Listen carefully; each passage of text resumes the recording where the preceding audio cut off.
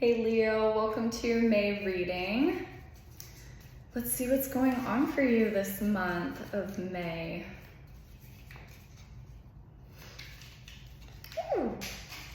Okay, sorry, one sec. It flew really far.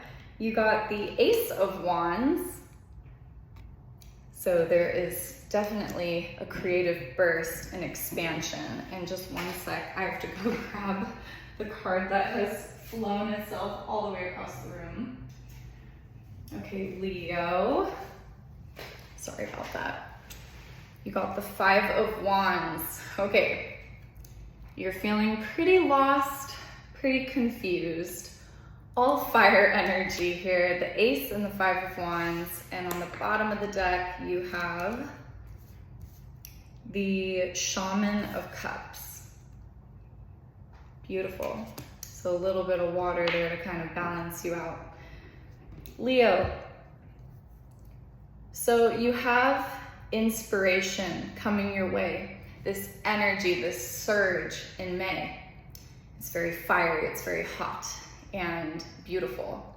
But you're feeling very lost and very confused with your life right now. So be gentle with yourself, be patient as you ride through that wave. But with the Shaman of Cups, I really feel here that, your love life is kind of changing for the better. I do. I feel like this person, they're like pouring into a cauldron, kind of like their perfect recipe for who they want to date. They're putting it together. They're like, it's making me think of like Powerpuff Girls, right? Like they're like a little bit of like sweetness, a little bit of salt, whatever, right? I don't know. I haven't seen that show in a really long time, forgive me, but I definitely feel this sense of you trying to, romantically speaking, put together your perfect person or your idea of who you want to manifest and bring into your life. Okay, Leo, tell me more. I want to know more about these cards. Okay, Feather. Someone you know is not dependable and insincere. Okay, hopefully that's clear who that is. Hopefully you're already getting a feeling. And then the Table, hard work ahead. Yeah.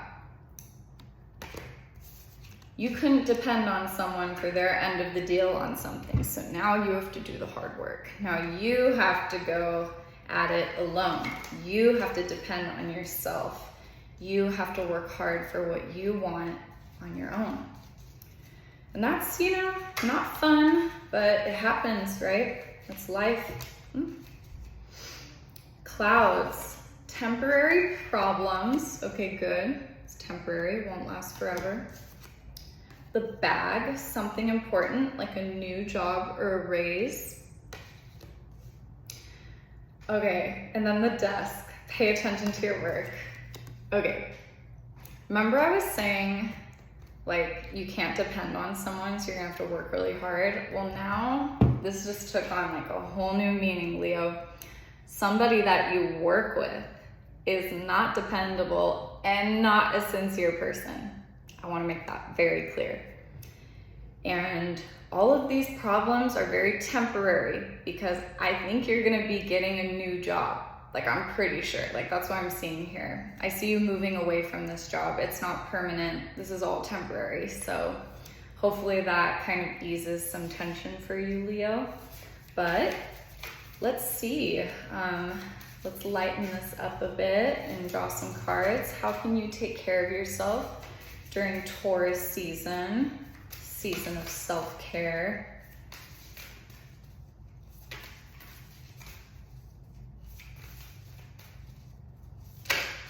Okay, be still. Interesting. There's nothing you can do right now in the moment to change this. So stillness until something new, like a new opportunity comes through, right? Be still. Then massage. You need a massage, Leo. Go pamper yourself, treat yourself. Even if it's like getting a mani-pedi or something, sometimes they massage the hands or the feet when they do that.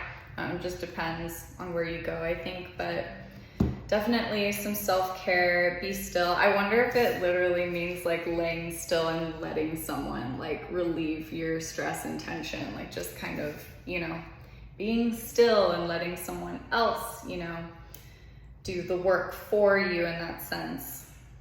Okay. Leo, the sacred cycles.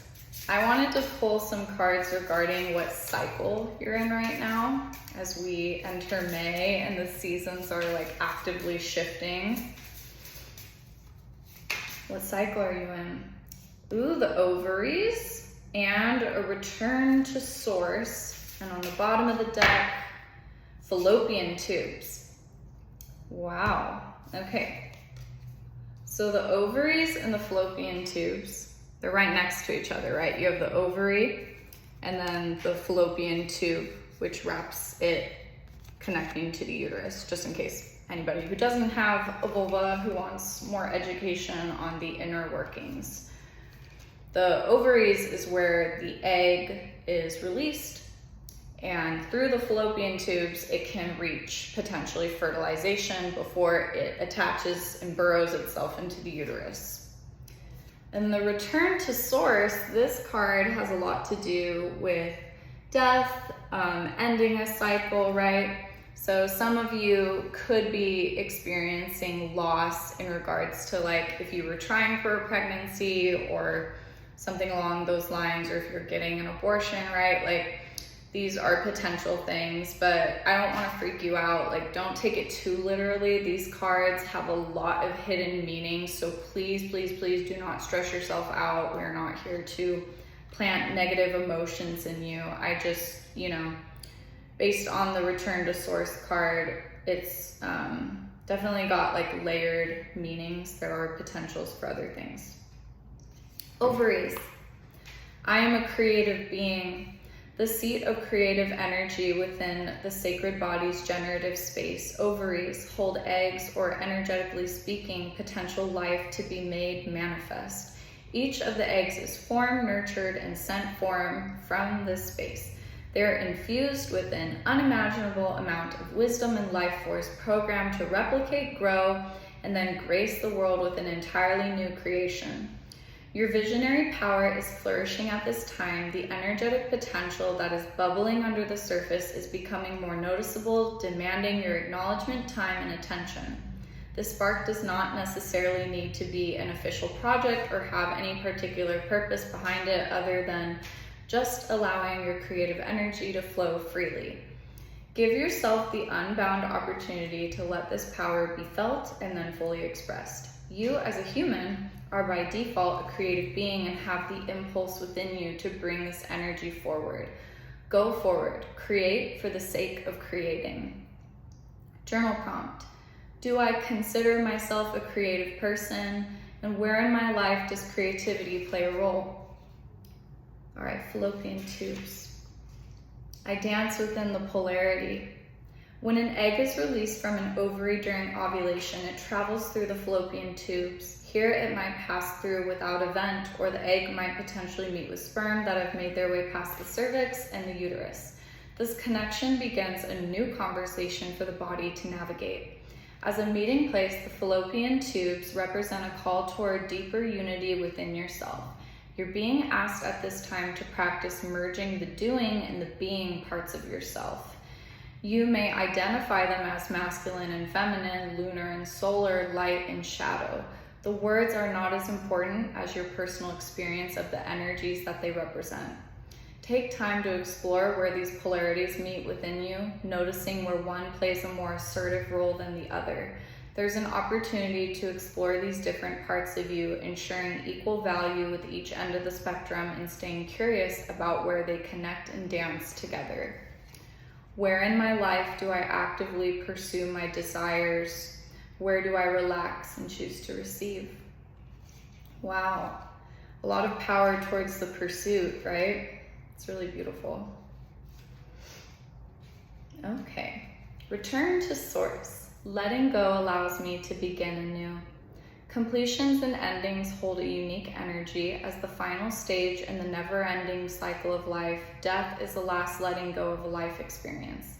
This is the process that brings any creative endeavor to a close.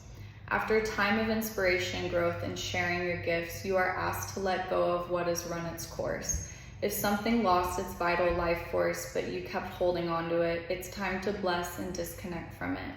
Give it a proper celebration and a burial. The magic of the stage lies in keeping the faith and belief that in death we return to source. A new conception, pregnancy, and birth await you.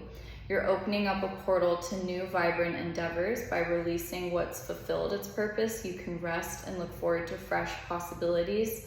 But right now, you must fully acknowledge the conclusion of this present adventure with gratitude and reverence, and disengage to honor the ever ongoing cyclical process. Journal prompt.